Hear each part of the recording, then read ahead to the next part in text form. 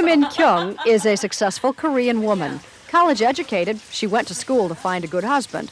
She married well, an architect, and has raised a fine family of 3 children.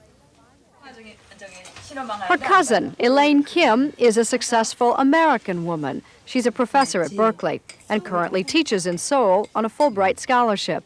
Elaine was raised in the U.S., is divorced, and has 1 son.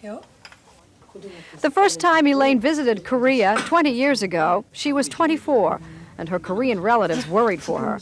Everyone said, uh-oh, she's just about turning over to the old maid age. But she's kind of impossible to marry off. You know, her kind of person will be hard to find a husband for. But today, Elaine finds the thinking in Korea has changed. Her cousin tells her she wishes she too could have had a career.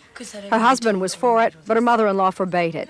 She envies her classmates who did work after college. She said that they got jobs as teachers and even professors, and she really would have liked to have been one of those. Their children seem to have turned out all right, although many of their husbands have a complaint that they didn't do the household stuff very as well as other women.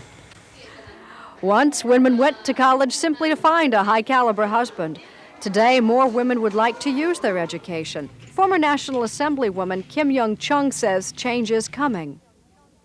You cannot ignore what women are demanding. And on the other side, the society also needs them.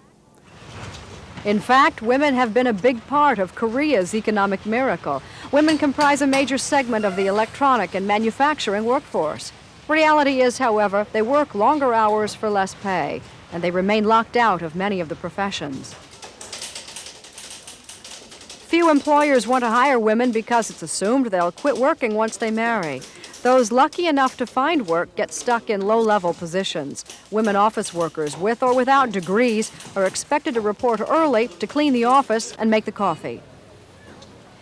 Working women won a victory last year with a new law that prohibits discrimination, promotes their advancement, and guarantees a 1-year maternity leave. The Equal Employment Law was passed by the National Assembly, and Dr. Kim was one of the major supporters.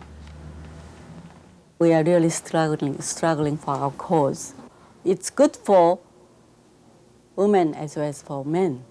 So people are gradually accepting it. The process may be rather slow, but it is coming. In Korea, women have come a long way.